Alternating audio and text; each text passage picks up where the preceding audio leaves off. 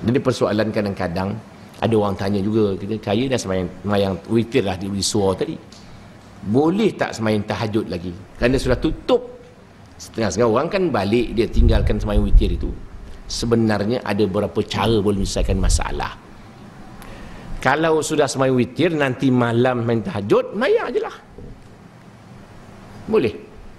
Ataupun kita nak selesaikan masalah, kita bangun mayang tahajud, nanti tutup balik witir 2 rakaat.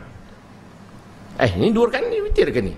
2 rakaat witir juga namanya, kerana sambungan 3 yang masjid tadi, jadi 5 dia pun boleh. Tak semayang witir sekali pun tak ada masalah. Ini ada berbagai-bagai pendapat ulama. Ataupun bangun kita terus semayang 1 rakaat witir, jadi 4 dia kan, tadi 3.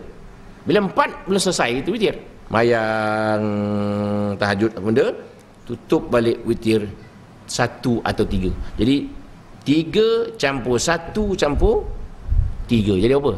7. Jadi yang ujung itu dia menwitirkan yang 3 tadi. Begitu. Tak ada masalah, tak ada masalah.